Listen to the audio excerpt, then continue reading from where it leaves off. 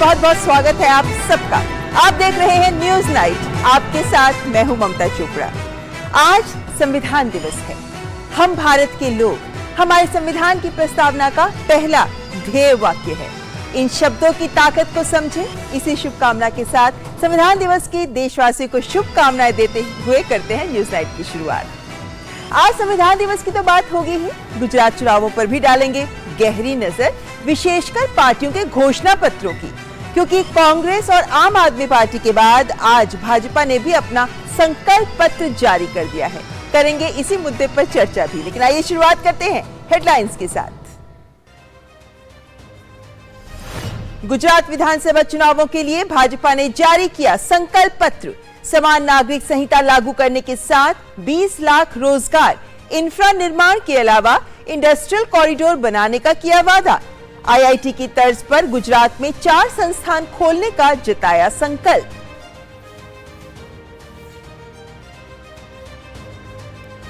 संविधान दिवस पर आयोजित कार्यक्रम में राष्ट्रपति सहित प्रधानमंत्री ने की शिरकत। आजादी के अमृत काल को प्रधानमंत्री ने बताया कर्तव्य और दायित्वों को निभाने वाला काल। संविधान के प्रति निष्ठा को लोकतंत्र और प्रगति के लिए बताया जरूरी।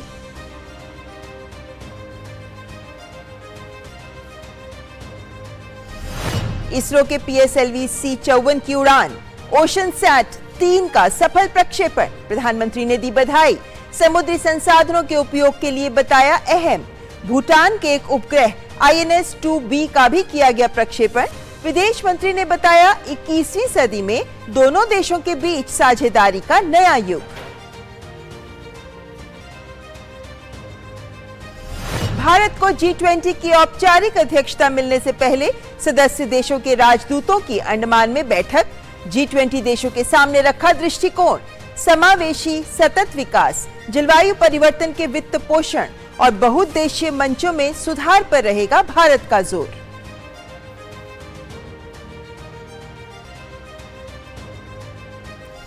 मुंबई में प्रायोजित आतंकी हमले की 14वीं बरसी।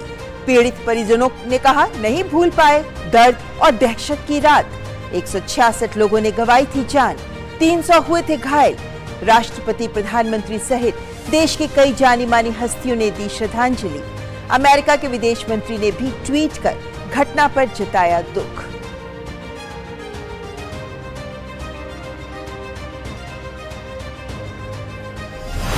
श्रद्धा मर्डर के आरोपी आफ्ताब पूनावाला को 13 दिन की न्यायिक हिरासत। तिहाड़ में रहेगा आरोपी। मई महीने में आरोपी ने महरौली, दिल्ली में श्रद्धा का बेरहमी से किया था कत्ल।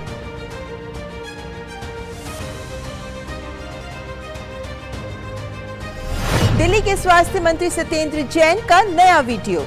निलंबित जेल अधीक्षक अजीत कुमार मंत्री के साथ बातचीत करते नजर आए। भाजपा ने सत्येंद्र के इस्तीफे की मांग दोहराई। आबकारी घोटाले के मामले में सीबीआई के बाद ईडी ने भी दाखिल की चार्जशीट।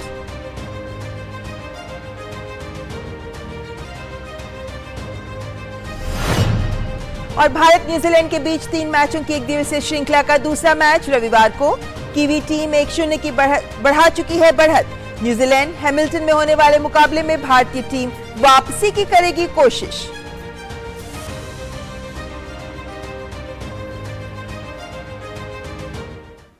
आइए देखते हैं खबरें विस्तार से। राष्ट्रपति द्रौपदी मुर्मू ने नई दिल्ली में उच्चतम न्यायालय द्वारा आयोजित संविधान दिवस समारोह के समापन सत्र को संबोधित किया। उन्होंने संविधान सभा में 15 महिलाओं के शामिल होने को गर्व का क्षण बताया। उन्होंने आगे कहा कि इस पूरी यात्रा के दौरान महिलाओं और उनकी भागीदारी बढ़ी है, लेकिन संतुष्ट होने का कोई कारण नहीं है। न्यायपालिका को भविष्य में महिलाओं की भागीदारी को और अधिक बढ़ाने की आवश्यकता है। I am especially proud of the fact that the 389 members also included 15 women.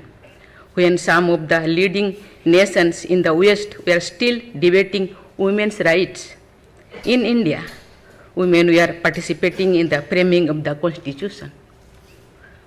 Hansaben Mehta, one of them, also made a critical contribution in the drafting of the Universal Declaration of Human Rights.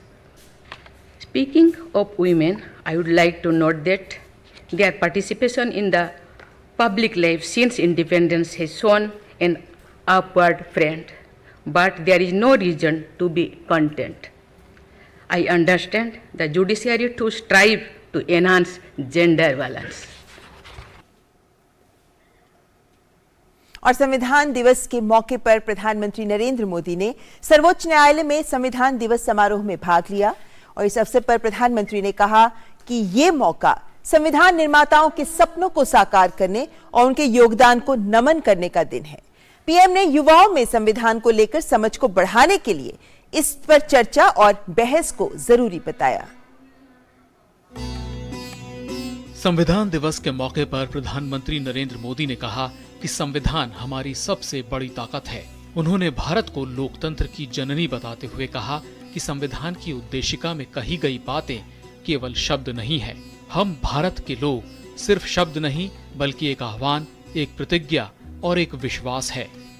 We the people एक आह्वान है, एक प्रतिज्ञा है, एक विश्वास है। संविधान में लिखी ये भावना उस भारत की मूल भावना है जो दुनिया में लोकतंत्र की जननी रहा है, मदर ऑफ डेमोक्रेसी रहा है। यही भावना हमें वैशाली के गणराज्य में भी दिखती है, वेद की ऋचाओं में भी दिखती है। संविधान दिवस पर सुप्रीम कोर्ट द्वारा आयोजित कार्यक्रम में पीएम ने justice clock, just IAS mobile app 2.0, digital court और S3WAAS वेबसाइट्स का शुभारंभ किया।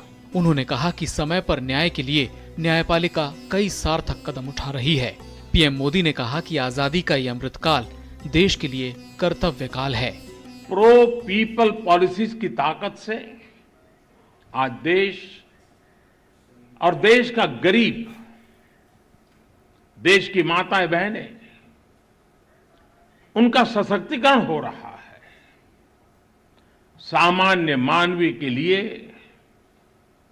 आज कानूनों को सरल बनाया जा रहा है। टाइमली जस्टिस के लिए हमारी जुडिशरी भी लगातार कई सार्थक कदम उठा रही है। आजादी का यह अमृतकाल देश के लिए कर्तव्य काल है। प्रधानमंत्री ने आज ही के दिन 2008 में मुंबई आतंकी हमले में मारे गए लोगों को नमन भी किया। संविधान दिवस के मौके पर भारत के प्रधान न्यायाधीश DY चंद्रचूड़ ने कहा कि न्याय तक सबकी पहुंच सुनिश्चित करना अब भी एक बड़ी चुनौती है। In a nation as large, diverse and graded as ours, the paramount challenge that the judiciary as an institution faces is to ensure that the justice delivery system is accessible to everyone. Challenges require dedicated actions. The Indian judiciary has been adopting several measures of institutional reforms with a single objective, and I borrow the celebrated phrase of American civil rights activist Dr. Martin Luther King Jr. to describe it, to bend the arc of the moral universe towards justice. कानून मंत्री किरेन रिजिजू ने कहा कि आम लोगों की सुविधा के लिए कानून की जानकारी और अदालती कामकाज में स्थानीय भाषाओं को बढ़ावा दिए जाने की जरूरत है। इस विषय पर कानून मंत्रालय और बार काउंसिल ऑफ इंडिया मिलकर काम भी कर रहे हैं। Once the medium and mode of legal education starts using the regional languages, it would pave the way of creating a local language ecosystem under which the entire judicial system would operate. 26 नवंबर 1949 में संविधान सभा ने भारत के संविधान को अपनाया था। 2015 से इस दिन को संविधान दिवस के तौर पर मनाया जाता है। विकास सारथी, DD न्यूज, दिल्ली। और न्यूज नाइट में अन्य खबरें भी देखेंगे, लेकिन उससे पहले यहां रुकेंगे एक ब्रेक के लिए। आप बने रहें हमारे साथ। डिजिटल बैंकिंग का है जमाना, टाइम है बचाना। डिजिटल बैंकिंग है आसान, करो चाहे कोई भुगतान, एनी टाइम एनीवेयर, सेफ है, फास्ट है, हर पेमेंट उंगलियों पे सेट है। लेन देन के हैं ऑप्शंस कई, IMPS, NEFT, UPI भी। 24 घंटे करते ये काम, पेमेंट आसान और रहे आराम। आरबीआई कहता है जानकार बनिए, सतर्क रहिए।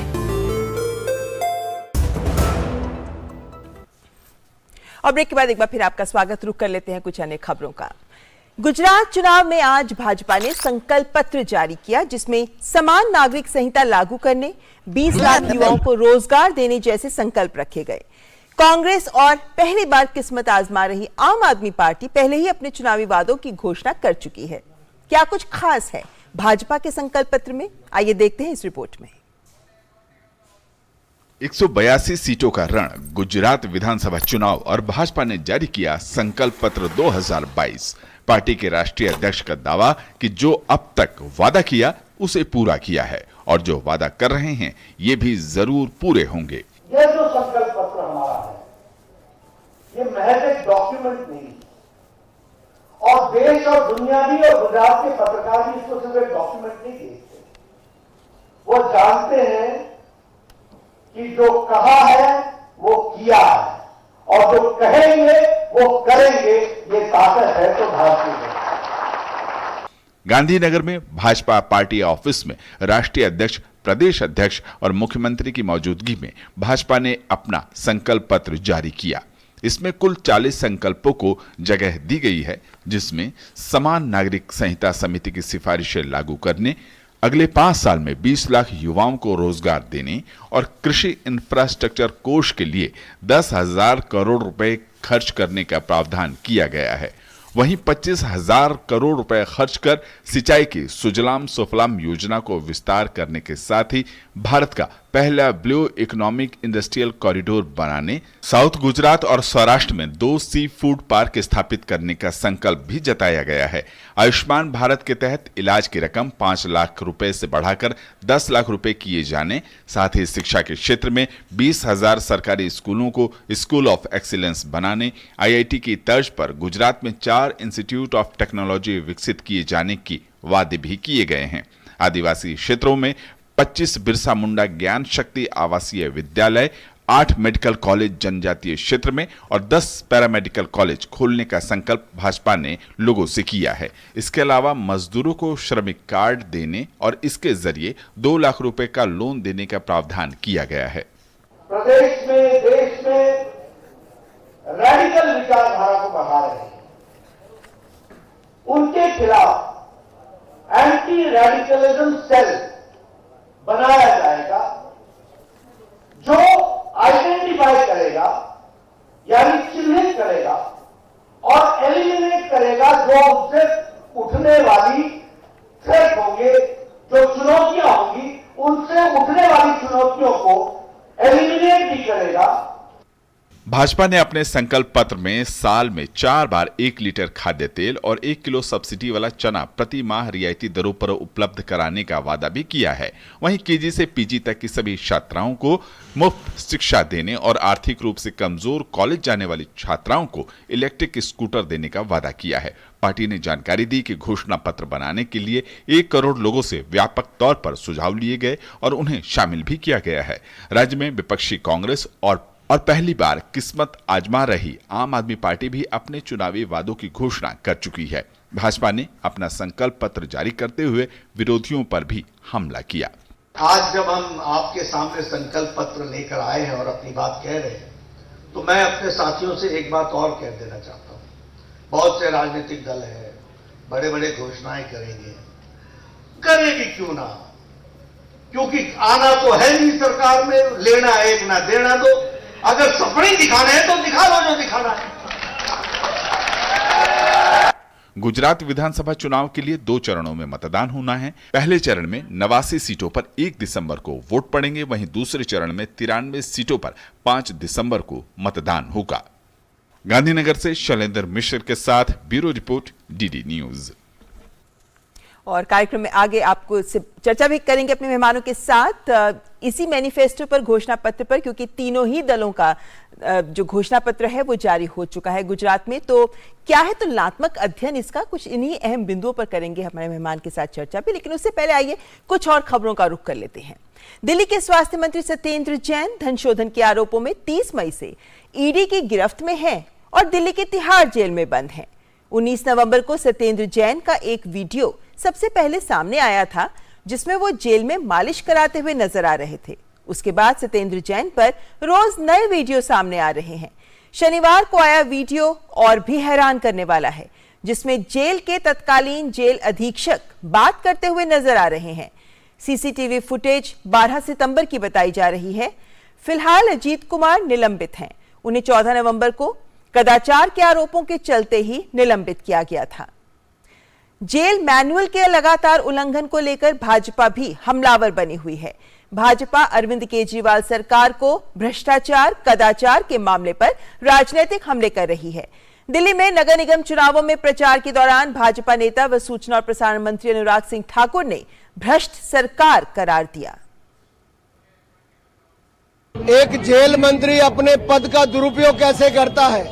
मसाज कराने के लिए, 5 स्टार का खाना खाने के लिए जेल में। ये अपने आप में दिखता है कि आम आदमी पार्टी ने सभी कानूनों की धज्जियां उड़ाई और भ्रष्टाचार में फंसे सत्येंद्र जैन जेल में जाकर मसाज भी खाते, जेलर के चैम्बर में भी बैठते हैं और 5 स्टार का खाना भी खाते हैं। इनको तुरंत अपने पद से इस्तीफा देना चाहिए और केजरीवाल को भी इस्तीफा देना चाहिए, जिसने ऐसे भ्रष्टाचारी को 6 महीने से मंत्री बनाकर रखा है और जेलों में आनंद कराने के लिए रोक के रखा है।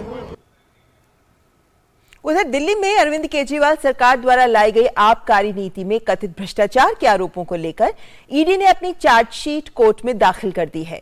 इससे पहले सीबीआई ने शुक्रवार को अपनी चार्जशीट फाइल की थी। चार्जशीट को लेकर भी भाजपा और आम आदमी पार्टी में राजनीति शुरू हो गई है। एक और जहां अरविंद केजरीवाल ने अपनी सफाई देते हुए दावा किया कि वो ईमानदार हैं, तो वहीं भाजपा ने पलटवार किया और कहा कि आम आदमी पार्टी को ना तथ्यों की जानकारी है और ना ही कानून की। भाजपा प्रवक्ता ने कहा कि जांच एजेंसियां स्वतंत्र रूप से काम कर रही हैं और चार्जशीट समय सीमा के अंदर दाखिल की गई है, जबकि सप्लीमेंट चार्जशीट का अभी विकल्प मौजूद है। ऐसे में आम आदमी पार्टी खुद को सर्टिफिकेट देने का काम ना करे। हमारी पार्टी कट्टर ईमानदार है और हमारे खिलाफ इन लोगों ने पूरी जांच कर ली, हमारे खिलाफ जरा सा भी सबूत ये लोग नहीं ला पाए। इसी आज मैं खड़ा होकर कहता हूं मैं कट्टर ईमानदार हूं। जब आप बार बार ये आरोप लगाते थे कि इस देश की जांच एजेंसियां निष्पक्ष नहीं है और किसी व्यक्ति के इशारे पे काम करती हैं और दबाव में गिरफ्तारी कर लेती हैं, तो आज आपके उन शब्दों का, वक्तव्य का क्या हुआ? या ये मान ले कि एक मुख्यमंत्री के शब्द इतने हल्के हैं कि समय और परिस्थिति के अनुसार मीठा मीठा गपगप, कड़वा कड़वा थू थू। बढ़ती अगली खबर की ओर। इसरो ने अर्थ ऑब्जर्वेशन सैटेलाइट ओशनसैट 3 का सफलतापूर्वक प्रक्षेपण कर लिया है। यह प्रक्षेपण आंध्र प्रदेश के श्रीहरिकोटा के सतीश धवन स्पेस सेंटर से 11:56 पर किया गया। सैटेलाइट ओशनसैट 3 को धरती से 743 किलोमीटर दूर ऑर्बिट में स्थापित किया गया। साथ ही आंध्र प्रदेश के श्रीहरिकोटा के सतीश धवन अंतरिक्ष केंद्र से 8 नैनो उपग्रहों को भी लॉन्च किया गया। प्रधानमंत्री नरेंद्र मोदी ने PSLV C-54 मिशन के सफल प्रक्षेपण पर इसरो को बधाई दी है। प्रधानमंत्री मोदी ने कहा कि EOS 6 उपग्रह से समुद्री संसाधनों के श्रेष्ठ उपयोग में सहायता मिलेगी।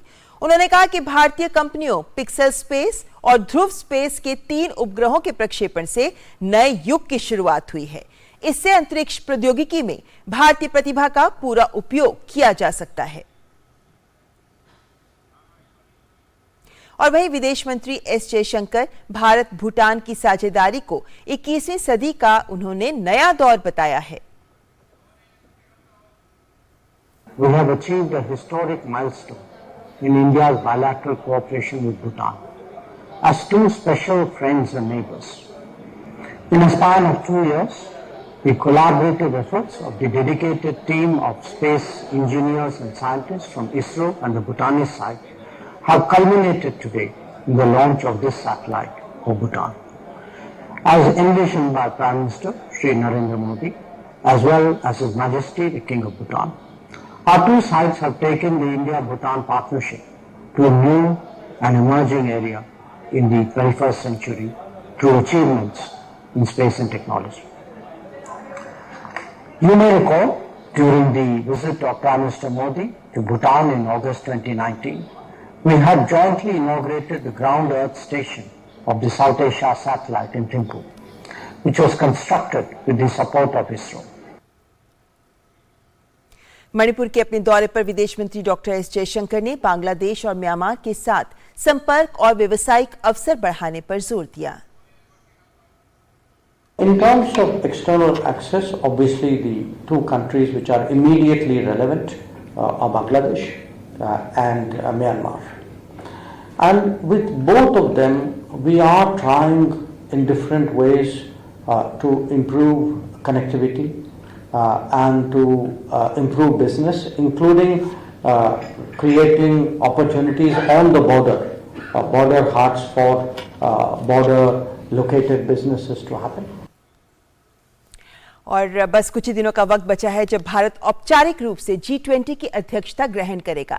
इसलिए अंडमान और निकोबार द्वीप समूह के स्वराज द्वीप में चल रही G20 देशों के मिशन प्रमुखों और राजनयिकों की बैठक महत्वपूर्ण हो जाती है, जहां भारत अपनी अध्यक्षता में G20 का क्या हो फोकस, इस पर सहमति तैयार करने का प्रयास कर रहा है, ताकि भारत की अध्यक्षता में G20 आपसी समन्वय और समावेशी प्रयासों के वैश्विक कल्याण के लिए काम कर सके।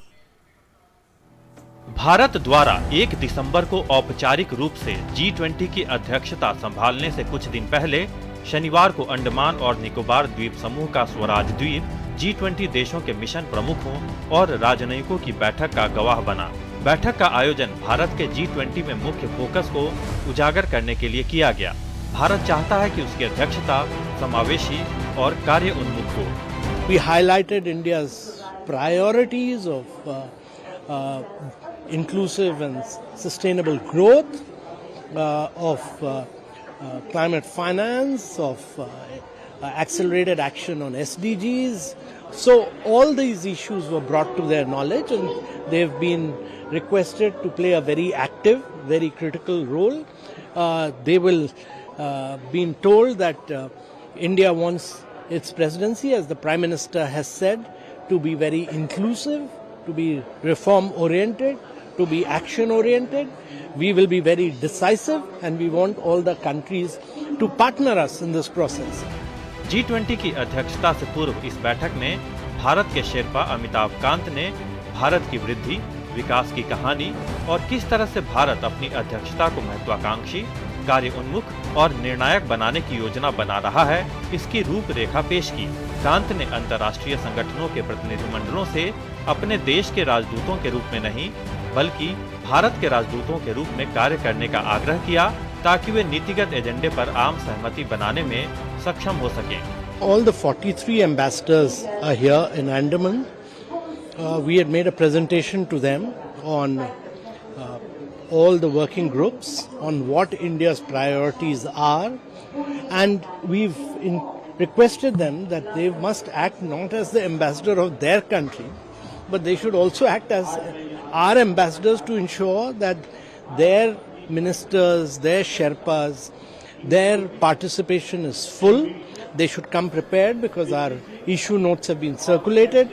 They should be fully interacting with us so that we are able to arrive at a consensus. G20 में भारत के मुख्य समन्वयक हर्षवर्धन श्रृंगला ने बैठक में कहा कि भारत ने सदस्य देशों के बीच समन्वय का आह्वान किया, ताकि उसकी अध्यक्षता को सफल बनाया जा सके। G20 Sherpa gave a very detailed overview of not only our country's, I would say, main achievements in the socio-economic area, but how we intend to use our platforms to take the G20 agenda forward. And of course, on my side, I also presented organizationally what are the preparations for our G20 presidency, how we propose to approach many of the important issues, and how we want the support and cooperation of G20 countries and the embassies which are in India in making sure that our presidency is a successful one. Indonesia के राष्ट्रपति Joko Widodo ने 16 नवंबर को प्रधानमंत्री नरेंद्र मोदी को भारत में G20 की अध्यक्षता के प्रतीकात्मक हस्तांतरण में गैवल सौंपा था। ये कॉन्फ्रेंस इसलिए भी अहम थी क्योंकि ये 26 नवंबर को हो रही थी, भारत ने 26/11 के मुंबई आतंकवादी हमलों का हवाला दिया और एक गुहार लगाई G20 मुल्कों को कि आतंकवाद के खिलाफ सबको एक संयुक्त मोर्चा खोलना होगा। कैमरामैन वाईके लोकनाथ के साथ अमृतपाल सिंह, स्वराज द्वीप, Andaman Nicobar islands, DD news. और फिलहाल यहां रुकेंगे एक ब्रेक के लिए। आप देखते रहें न्यूज नाइट। ये विशाल है ना, इसका सब प्रॉपर चलता है। कल उसके बैंक अकाउंट में 15,000 रुपए का फ्रॉड हुआ है, पता है? इसको तो कोई टेंशन ही नहीं होती है, देखना। टेंशन क्यों? मेरी कोई गलती नहीं थी।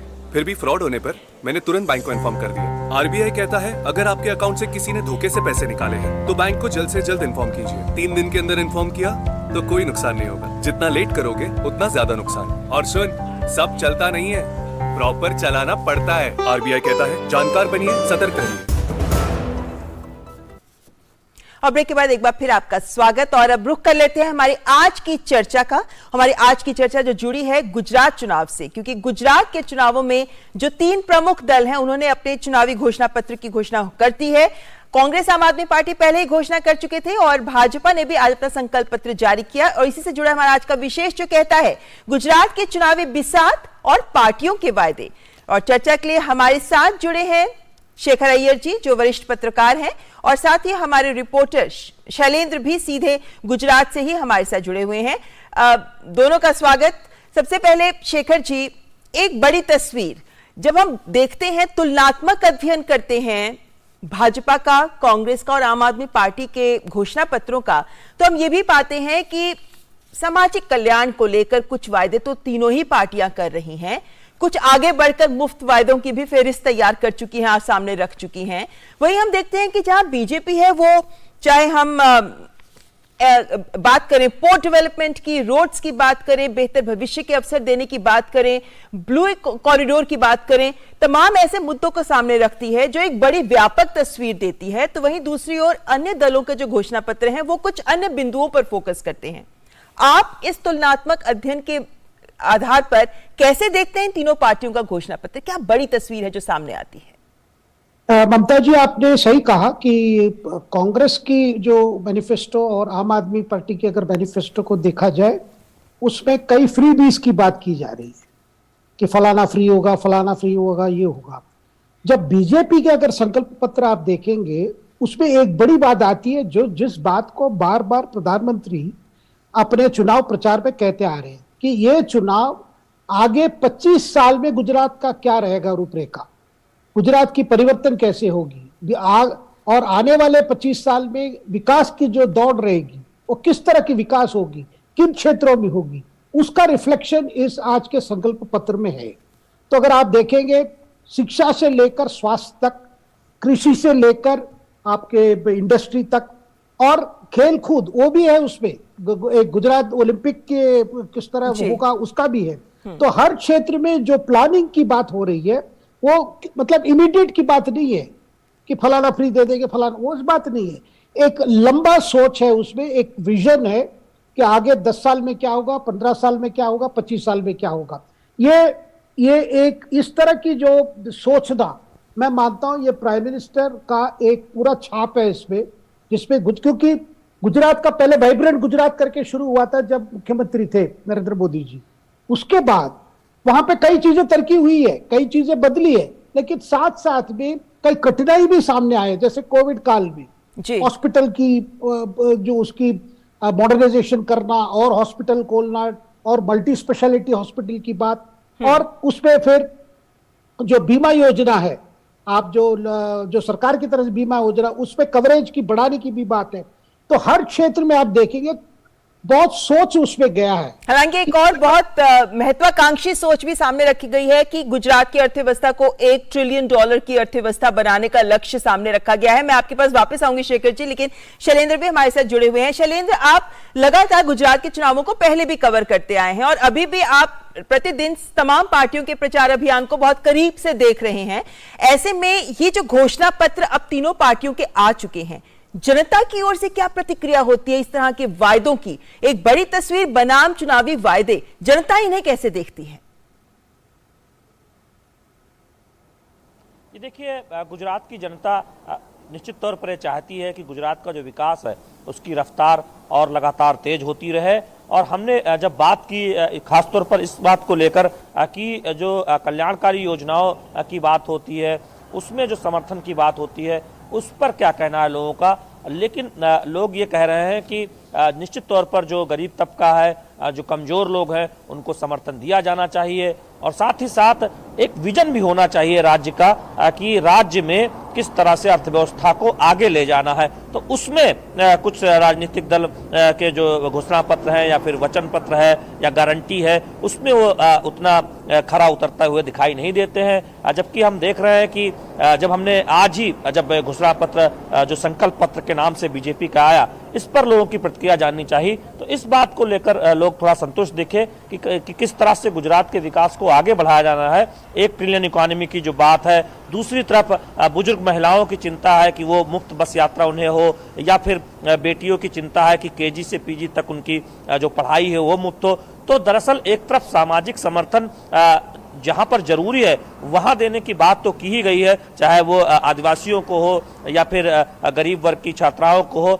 दूसरी तरफ राज्य को किस तरह से आगे बढ़ाया जाना है, एग्री इंफ्रास्ट्रक्चर को किस तरह से बेहतर करना है, किस तरह से इकोनॉमिक कॉरिडोर बनाया जाना है, उस पर भी बात हुई है। तो उसको लेकर निश्चित तौर पर लोग ये कहते हैं कि दरअसल विजन ये होना चाहिए कि कैसे आर्थिक विकास भी तेज हो जिससे कि समर्थन दिया जा सके। तो वो हम देखते हैं कि अगर आप तुलना करें कांग्रेस पार्टी, आम आदमी पार्टी जो वादे कर रही है, जो घोषणा पत्र सामने रखा है, तो बीजेपी का जो संकल्प पत्र है उसे एक समग्रता में हम एक तरफ कल्याणकारी योजनाओं को भी देखते हैं, दूसरी तरफ राज्य के विजन को देखते हैं। दूसरी जो अहम बात यह है, मैं यहाँ पर ममता बताना चाहूंगा कि अगर आप देखें रोजगार की तो सभी बात कर रहे हैं, 10 लाख का वादा कांग्रेस ने किया, 20 लाख का बीजेपी 5 वर्षों में देने की बात कह रही है।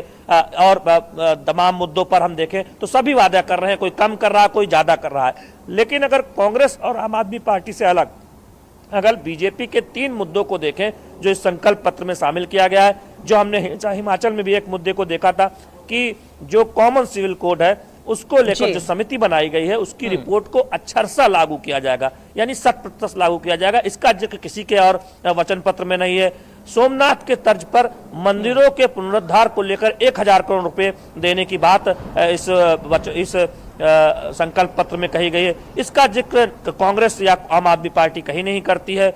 और तीसरी जो एक महत्वपूर्ण बात यह है कि रेडिकलाइजेशन रोकने के लिए एक टास्क फोर्स बनाई जाएगी, यानी वो एक बहुत महत्वपूर्ण कदम उठाने की बात आपने सही कहा है शैलेंद्र। ये तमाम जो बिंदु आपने सामने रखे हैं ये इसका जिक्र कहीं और नहीं है। तो इस तरह से 3 मुद्दे बिल्कुल अलग दिखाई देते हैं बीजेपी के संकल्प पत्र में। जी शेखर जी, इन मुद्दों पर आने से पहले एक बात, क्योंकि जैसा शैलेंद्र ने कहा कि जन कल्याण को लेकर जो बातें कही गई हैं उसको लेकर जनता भी चाहती है कि हाँ, जो कमजोर वर्ग हैं, जो कम संपन्न वर्ग हैं, उनके लिए योजनाएं होनी चाहिए और ये हम तीनों पार्टियों के घोषणा पत्र में देख रहे हैं। लेकिन कुछ चीजें जैसे केजी से पीजी तक लड़कियों की मुफ्त शिक्षा होनी चाहिए या फिर मुफ्त स्वास्थ्य, चाहे वो आयुष्मान भारत के तहत है उसको 10 लाख तक बढ़ा दिया जाए, उतने की सुविधा भी दी जाए इत्यादि। कुछ ऐसे बिंदु ऐसे भी हैं जो हमें भाजपा के घोषणा पत्र में भी दिखते हैं, कांग्रेस के घोषणा पत्र में भी दिखते हैं। तो क्या आपको लगता है कि हम ये एक संकेत भी है कि जब जन कल्याण की बात आती है तो सभी चाहते हैं कि हम किसी से पीछे ना रहें?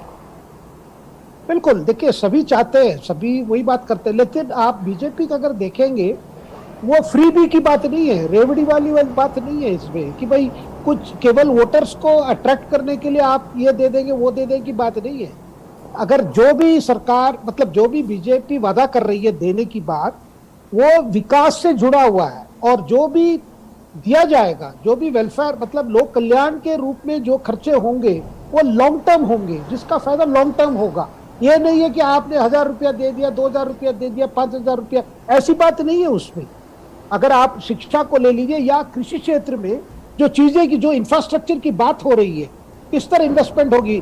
और दूसरी 2 सी पार्क बनाएंगे। सी पार्क का मतलब जो समुद्र से जो मछुआरे जाएंगे उनके लिए जो क्या फैसिलिटीज होगी, कोल्ड स्टोरेज होंगे, जेटीज बनाए जाएंगे, ये ब्लू इकोनॉमी कॉरिडोर बनाया जाएगा और एक नई सोच है जो ये सारी चीजें देखिए इसमें कई चीजें जुड़ा हुआ। एक तो लोक कल्याण है ही, साथ में जो विकास आएगी उससे जो जॉब क्रिएशंस होंगे, जो नौकरी पैदा होंगी और आगे जाके जो लॉन्ग टर्म उस बाकी सपोर्टिंग इंडस्ट्रीज भी आ जाएंगे। उसमें जो इन्वेस्टमेंट आएंगे, ये सारी बातें जुड़ा हुआ है।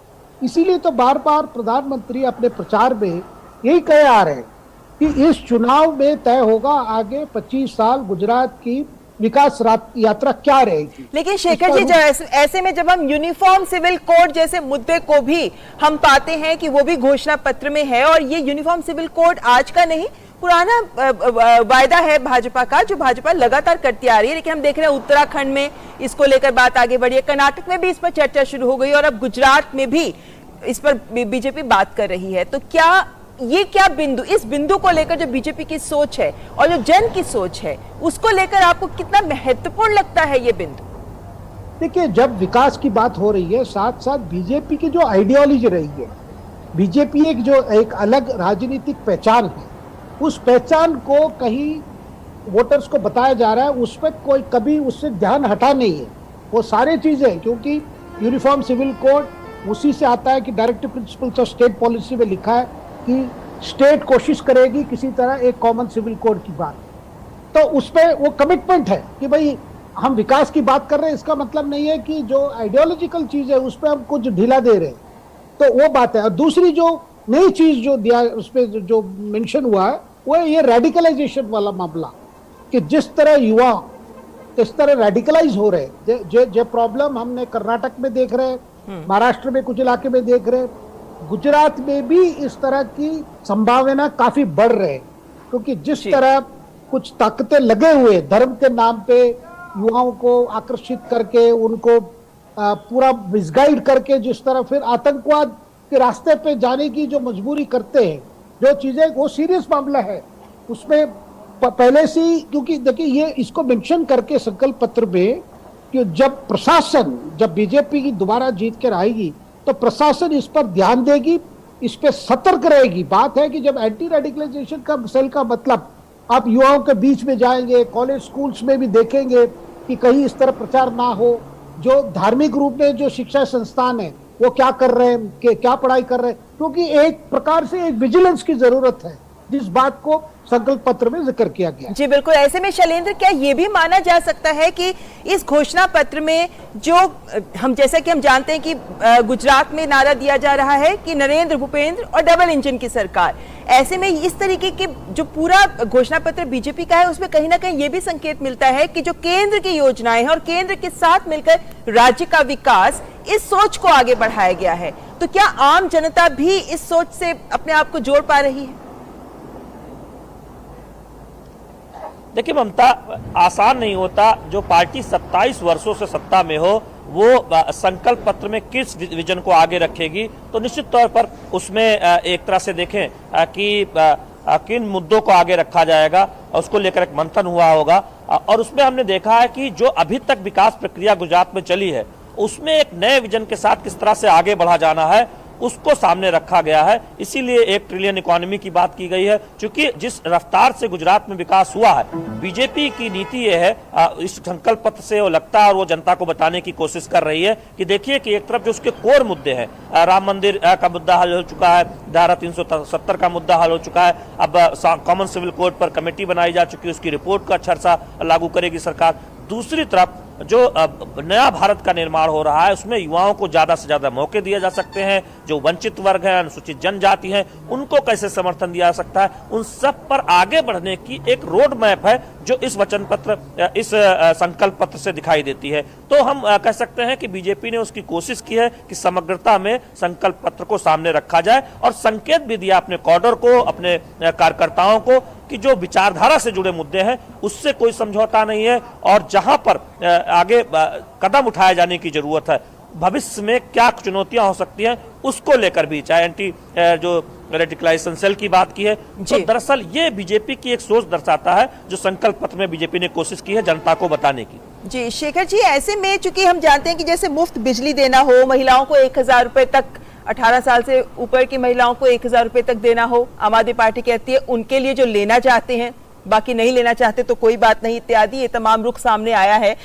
ऐसे में जबकि ये फ्रीबीज की बात हो रही है, सुप्रीम कोर्ट ने जो कहा है कि जन कल्याण और फ्रीबीज जो मुफ्त में दिए जाते हैं उन चीजों के बीच में फर्क किया जाना चाहिए इत्यादि, तो कहां तक आपको लगता है कि जब गुजरात का बजट 2.32 लाख करोड़, ये है गुजरात का बजट। ऐसे में क्या ये जवाबदेही भी तय होनी चाहिए, क्या एक रोड मैप भी रखा जाना चाहिए पार्टियों के द्वारा, और क्या जनता, क्योंकि कहते हैं ना जैसी राजा वैसी प्रजा, जनता को भी ये समझना जरूरी होगा कि कौन सा दल है जो इन वायदों को पूरा कर सकता है, राज्य के बजट को देख सकता है और फिर राज्य को आगे भी बढ़ा सकता है। बिल्कुल ममता जी, इसीलिए तो इलेक्शन कमीशन ने एक पहल रखी थी कि पॉलिटिकल पार्टीज को उन्होंने चिट्ठी लिखकर उनसे ये उनका राय मांगा था कि मॉडल कोड ऑफ कंडक्ट में एक प्रावधान आ जाए कि जिसपे पार्टियां बताएं कि जो जो प्रोमिसेस वो कर रहे हैं उसके लिए आर्थिक व्यवस्था क्या है। जैसे अभी गृह मंत्री अमित शाह कह रहे थे, जो प्रोमिसेस आम आदमी पार्टी ने किया मैनिफेस्टो में वो 4 लाख करोड़ का है, जब बीजेपी गुजरात का बजट 2,75,00,000 कुछ है।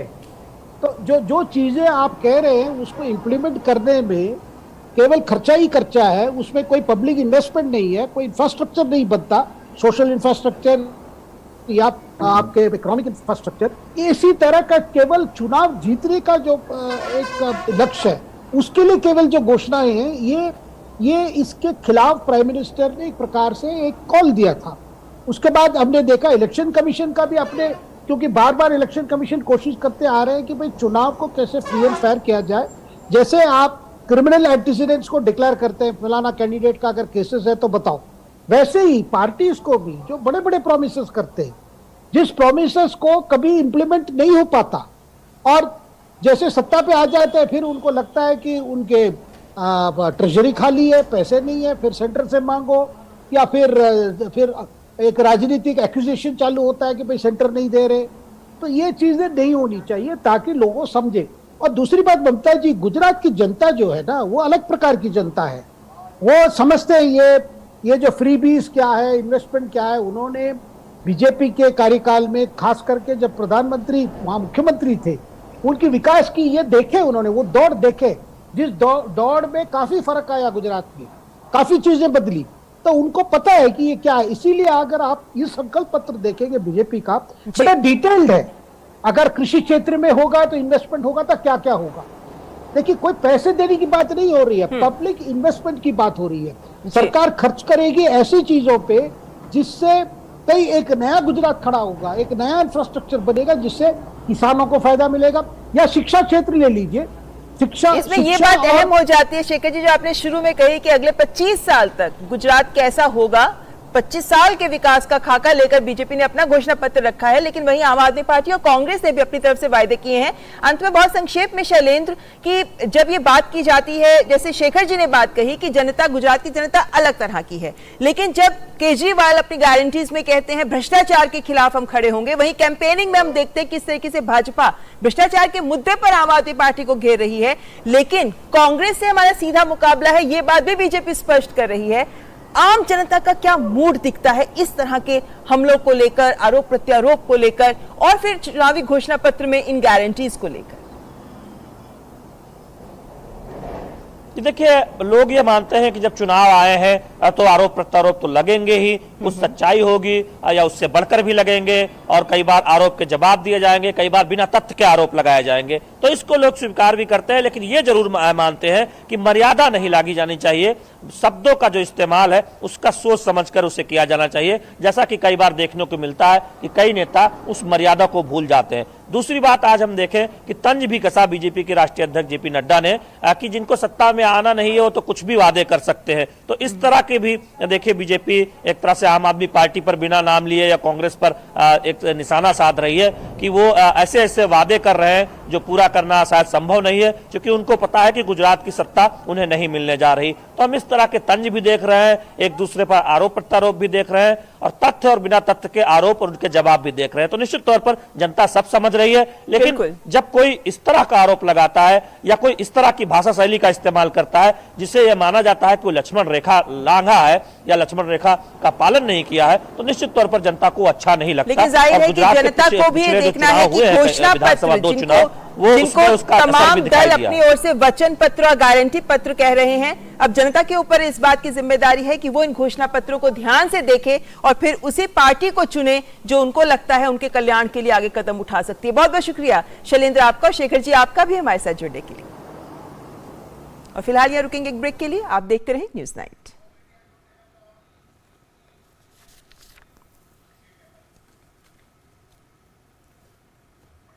और उससे पहले आइए रुक कर लेते हैं अगली खबर का। प्रधानमंत्री नरेंद्र मोदी ने राष्ट्रपति द्रौपदी मुर्मू से राष्ट्रपति भवन में शिष्टाचार मुलाकात की।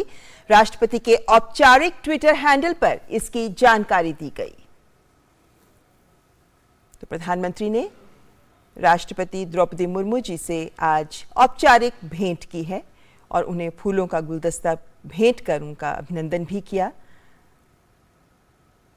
देश के प्रधानमंत्री और देश के राष्ट्रपति के बीच ये औपचारिक मुलाकात।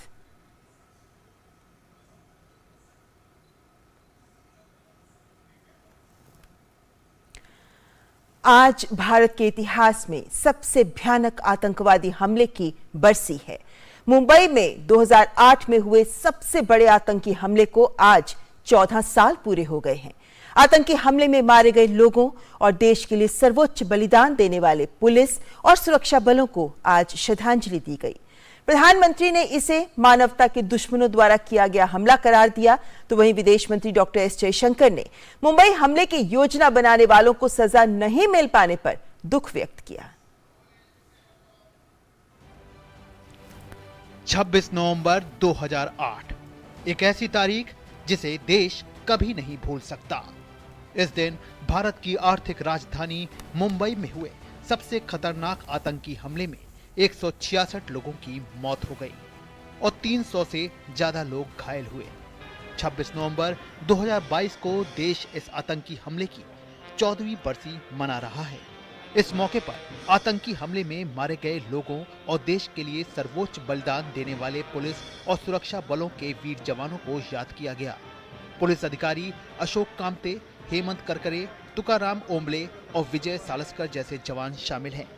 मुंबई में राज्यपाल भगत सिंह कोश्यारी, महाराष्ट्र के मुख्यमंत्री एकनाथ शिंदे और उप मुख्यमंत्री देवेंद्र फडणवीस ने पुलिस स्मारक पर श्रद्धांजलि दी। गुजरता वक्त दर्द को तो कम कर देता है, लेकिन अपनों को खोने की टीस हमेशा बनी रहती है।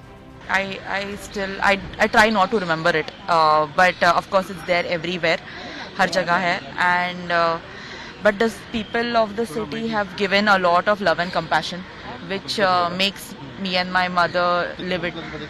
इतने साल हो गए बट अभी भी नहीं मतलब भुलाई नहीं जाती है। जब शौर्य जो उनके बेटे थे, उनकी बेटी, मतलब वो बहुत छोटे थे, बट मतलब हाँ इतना अभी तक बुलाया नहीं जाता, बट एटलीस्ट हमारे गवर्नमेंट ने अभी तक इतनी सारी चीज़ें याद रखी है, वो अच्छी बात है, हमारे लिए एक पॉजिटिव पॉइंट बन जाती है।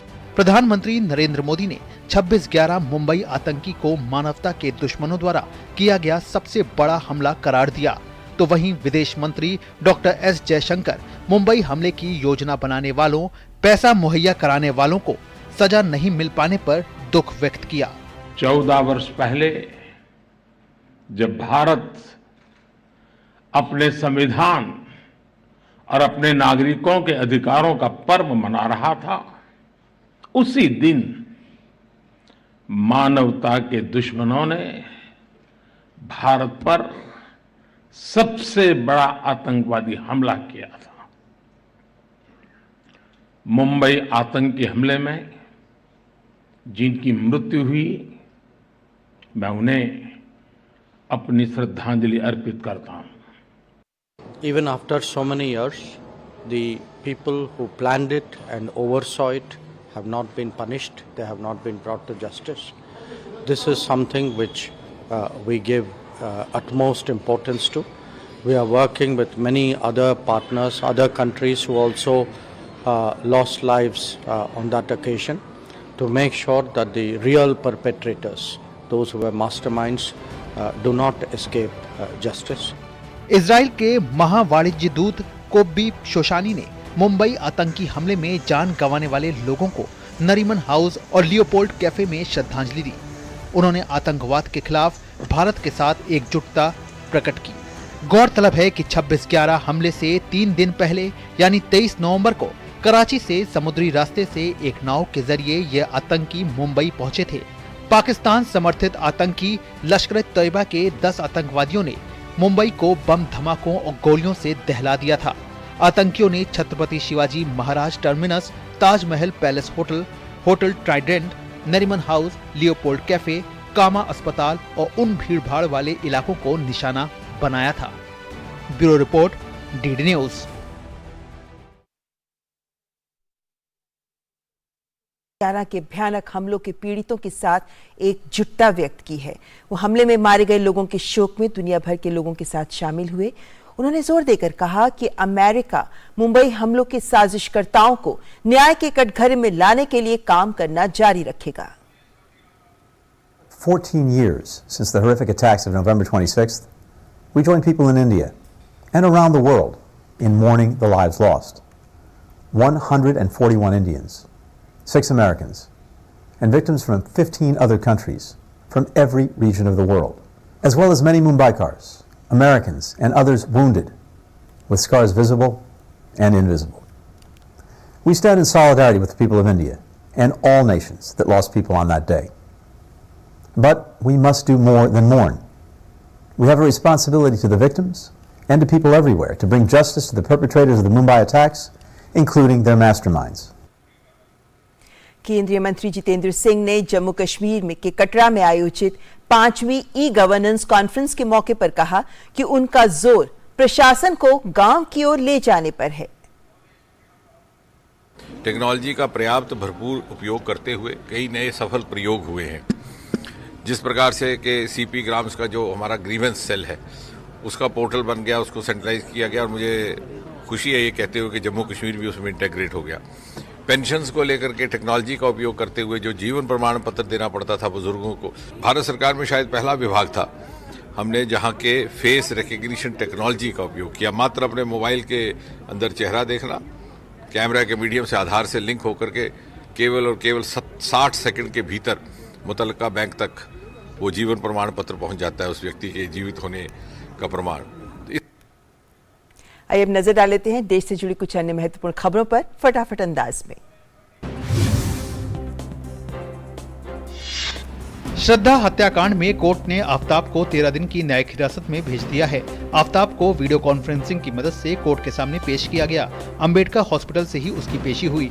दिल्ली पुलिस की टीम आफताब को लेकर रोहिणी के अंबेडकर हॉस्पिटल पहुंची थी, वहां उसका मेडिकल करवाया गया। दिल्ली के शाहीन बाग से कांग्रेस के पूर्व विधायक आसिफ मोहम्मद खान को गिरफ्तार कर लिया गया है। कांग्रेस नेता पर पुलिस कांस्टेबल को गाली देने और धक्का मुक्की करने का आरोप लगा है। इस मामले में अब आसिफ मोहम्मद खान को न्यायिक हिरासत में भेज दिया गया है।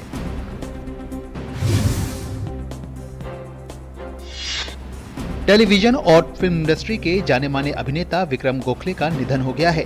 ये दिग्गज कलाकार काफी समय से बीमार चल रहे थे। पिछले 15 दिनों से पुणे के एक बड़े अस्पताल में उनका इलाज चल रहा था।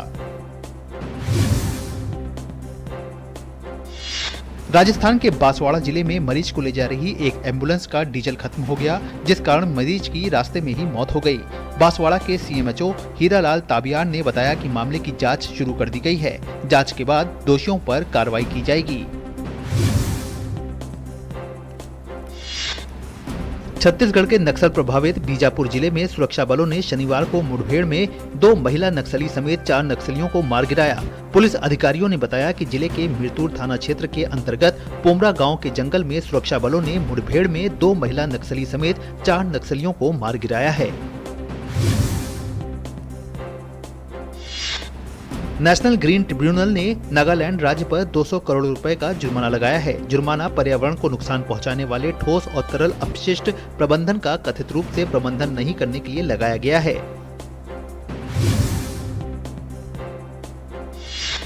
युवा संगठन नेशनल कैडेट कोर की स्थापना 1848 में हुई थी। संगठन 27 नवंबर 2022 को अपना 74वां स्थापना दिवस मनाएगा। इसी क्रम में रक्षा सचिव गिरिधर अरमाने ने आज 26 नवंबर 2022 को नई दिल्ली स्थित राष्ट्रीय युद्ध स्मारक पर पूरे एनसीसी समुदाय की तरफ से बलिदानी शूरवीरों को श्रद्धांजलि अर्पित की।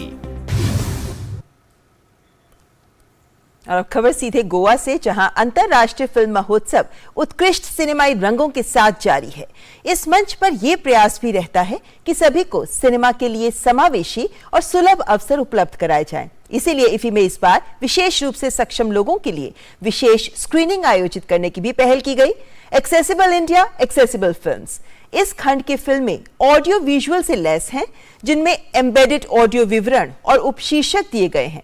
इस खंड में 2 फिल्में हैं, रिचर्ड एटनबरो द्वारा निर्देशित गांधी और अनंत महादेवन द्वारा निर्देशित द स्टोरी टेलर, जो इस साल अंतर्राष्ट्रीय प्रतियोगिता के लिए क्वालिफाई करने वाली 3 भारतीय फिल्मों में से एक है।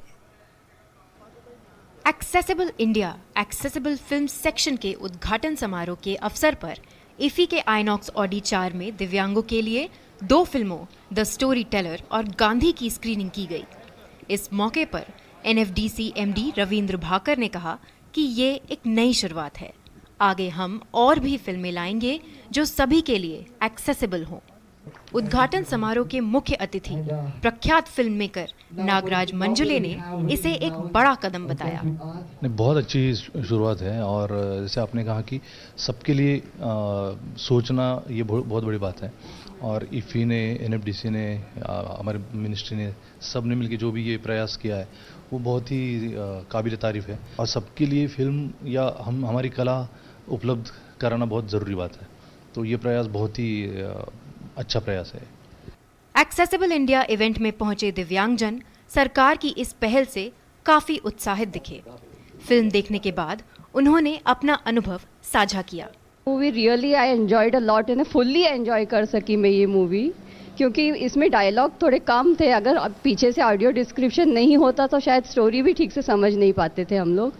मुझे आज बहुत मज़ा आया मूवी देखते और एक बहुत अच्छी और मोटिवेशनल सी एक मूवी थी।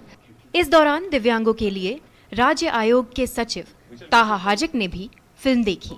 दूरदर्शन से खास बातचीत में उन्होंने इसे सरकार का बड़ा कदम बताया।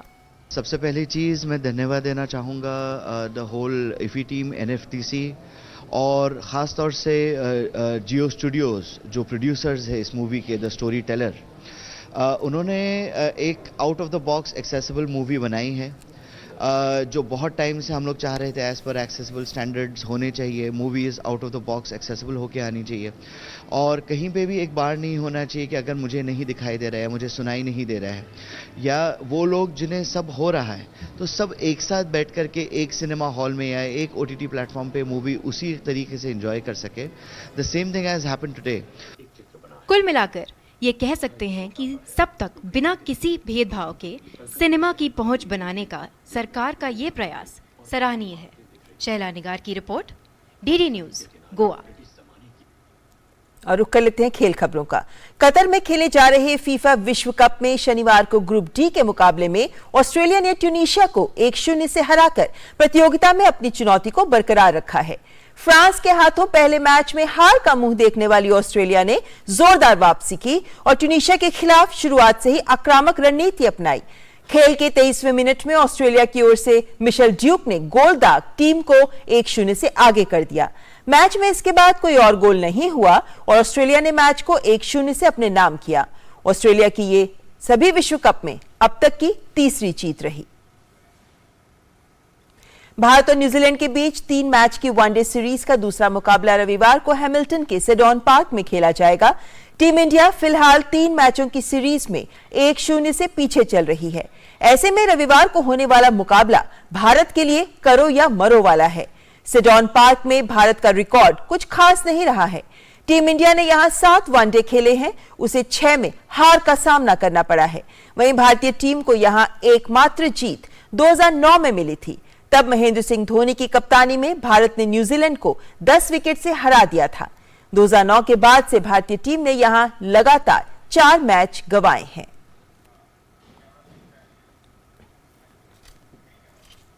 और इसी के साथ न्यूज नाइट में आज बस इतना ही। हमारी पूरी टीम को दीजिए इजाजत। नमस्कार।